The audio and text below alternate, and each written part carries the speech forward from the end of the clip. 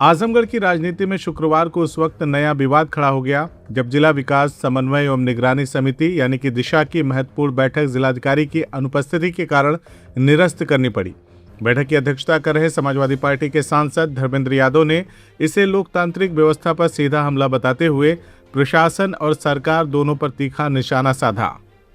बैठक निरस्त होने के बाद मीडिया से बातचीत में सांसद धर्मेंद्र यादव ने कहा कि यह कोई सामान्य प्रशासनिक चूक नहीं बल्कि जनप्रतिनिधियों की लगातार उपेक्षा का मामला है।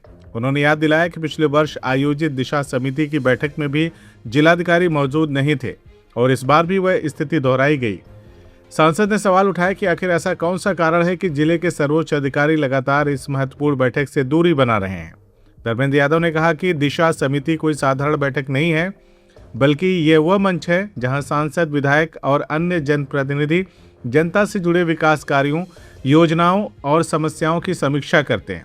ऐसे में जिलाधिकारी का लगातार अनुपस्थित रहना यह संकेत देता है कि प्रशासन जनता के चुने हुए प्रतिनिधियों को गंभीरता से नहीं ले रहा है।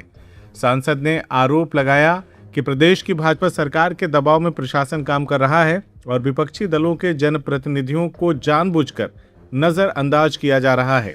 उन्होंने कहा कि सरकार को खुश करने की राजनीति में लोकतांत्रिक मूल्यों को कमजोर किया जा रहा है। यदि यही रवैया जारी रहा तो जनता के मुद्दे और विकास कार्य दोनों प्रभावित होंगे। उन्होंने कहा कि ये केवल धर्मेंद्र यादव या समाजवादी पार्टी का मामला नहीं है बल्कि उन लाखों मतदाताओं के सम्मान का प्रश्न है जिन्होंने अपने प्रतिनिधियों को चुन संसद और अन्य मंचों पर अपनी आवाज उठाने की जिम्मेदारी सौंपी है। जिलाधिकारी की अनुपस्थिति जनता के विश्वास और लोकतांत्रिक परंपराओं दोनों का अपमान है। सांसद ने शासन से इस पूरे प्रकरण की जांच कराने और जिम्मेदार अधिकारियों के खिलाफ कार्रवाई करने की मांग की है। साथ ही चेतावनी दी कि समाजवादी पार्टी जनप्रतिनिधियों के सम्मान, जनता के अधिकारों और लोकतांत्रिक संस्थाओं की गरिमा की रक्षा के लिए सड़क से सदन तक संघर्ष जारी रखेगी। बहरहाल आजमगढ़ की राजनीति में इस मुद्दे ने नया सियासी रंग ले लिया है। अब देखना यह होगा कि प्रशासन और सरकार इस आरोप प्रत्यारोप पर क्या प्रतिक्रिया देती है। क्या भविष्य में ऐसी बैठकों में अधिकारियों की उपस्थिति सुनिश्चित हो पाएगी, ये बड़ा सवाल है। ये पिछले काफ़ी समय पहले, माने आज से लगभग 10-12 दिन पहले, माननीय जो दिशा के हमारे उपाध्यक्ष हैं आदरणीय दरोगा जी, हमारे सभी सम्मानित विधायक जिले के और खुद जिलाधिकारी और सीडीओ सभी लोगों की सहमति लेकर आज 5 तारीख को दिन 2 बजे दिशा की बैठक तय की गई। और ऐसा नहीं था कि कोई पूर्व सूचना या कोई सहमति नहीं थी, सभी की सहमति थी। और सहमति के बाद जब बैठक में पहुंचे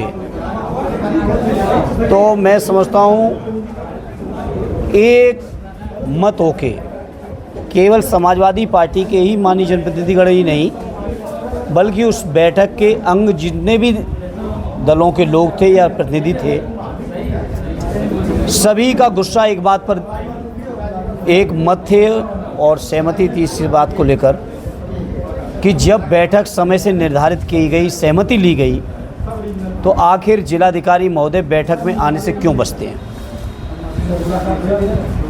अध्यक्ष के तौर पे हो सकता है हम अपनी तरफ से इस बात को नहीं भी कह रहे थे और न मैंने कहा, लेकिन सारे जब माननीय जनप्रतिनिधियों ने इस मुद्दे को उठाया और सहमति व्यक्त की कि आज की बैठक निरस्त होनी चाहिए।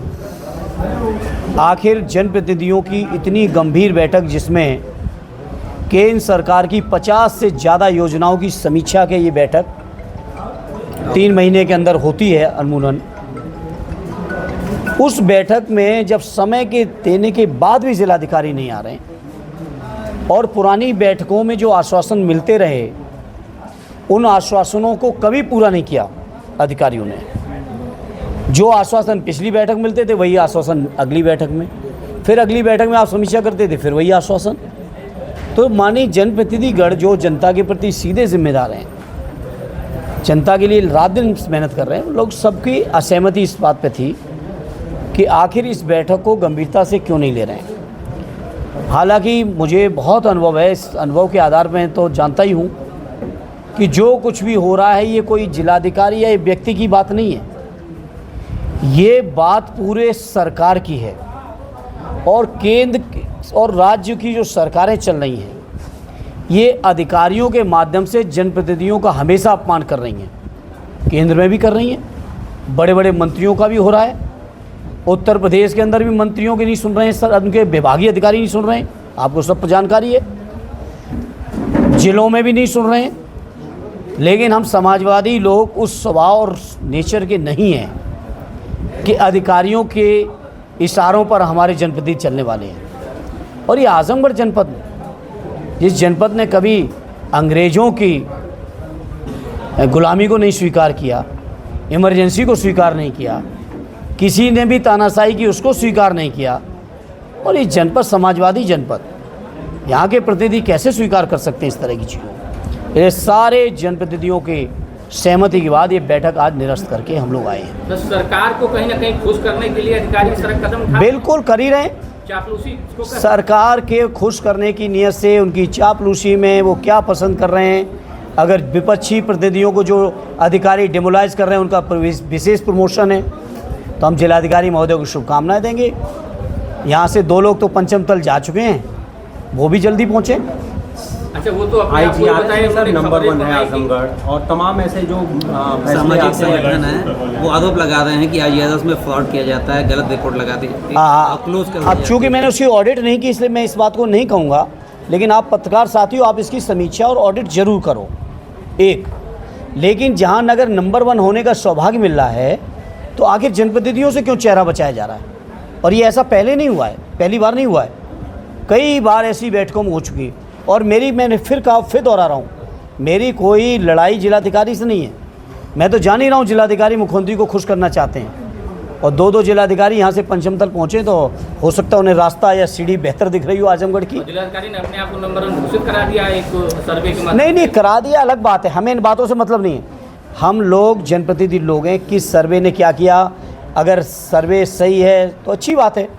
सवाल ये है कि जो जनता के मुद्दों को लेकर हम लोग जनप्रतिनिधि लोग, जिसमें हमारे 10 विधायक, 2 सांसद, 3 MLC, आपके 22 प्रमुख, सभी नगर पालिकाओं के चेयरमैन, पंचायतों के चेयरमैन, इतने सारे, और ऐसा नहीं केवल हमारे दल के लोगों, सभी दलों के लोग शामिल हैं उसमें। उनका सामना करने से आखिर क्यों बचते हैं? कहीं ना कहीं उनको दिए हुए आश्वासन को आखिर क्यों नहीं पूरा करते हैं? सर, निर्वाचित जनप्रतिनिधियों और अधिकारियों के बीच में इस तरह से टसल रहेगी तो आगे विकास नहीं, टसल का अब ये सवाल उनसे जाके पूछिए। भाई मेरी टसल नहीं, मैं तो आज भी कह रहा हूँ मेरे कोई व्यक्तित्व नहीं है। सर जनता के मुद्दों को कैसे हल मुद्दों को हल करने के लिए तो बैठक करते हैं भाई, कोई हम लोग कोई अपना व्यक्तिगत मुद्दे लेके थोड़ी उस बैठक में थे। जैसे आपने स्थगित कर दिया था, अगला क्या उसका विकास के कामों को कैसे किया जाएगा? अगले अब हम उस पर लीगल राय भी लेंगे, और हम तो एक ही बात कहेंगे आजमगढ़ के लोगों को, ये भाजपा के लोग कुछ नहीं दे रहे हैं। उदाहरण के तौर पर PWD के यहाँ की संपर्क मार्गों की सैकड़ों मार्गों की सूची हम जनप्रतिनिधियों से ली गई, सारे जनप्रतिनिधियों से आप पूछ सकते हो, अपने अपने क्षेत्रों में दी। हमने अपने 5 विधानसभाओं में दी, MP साहब ने अपनी 5 में दी। आप पता करिए 1 रुपया भी सैंक्शन होके आया हो, 1 भी सड़क में 1 रुपया भी। त्वरित आर्थिक विकास में जो मुख्यमंत्री जी ने पैसा दिया अभी मार्च के आखिरी हफ्ते में, उसमें सत्ता पक्ष का है तो उसको 5 करोड़, विपक्ष का है तो 1 करोड़।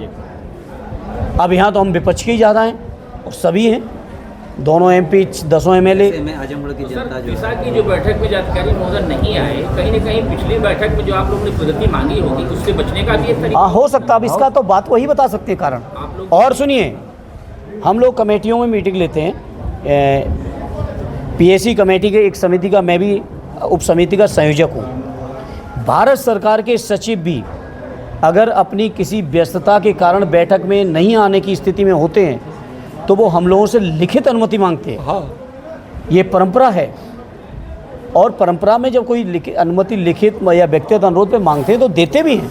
तो आजमगढ़ जिला हमारा ये 4था कार्यकाल है, MP साहब का ये 3रा कार्यकाल है, मंत्री जी बैठे 9वां कार्यकाल है।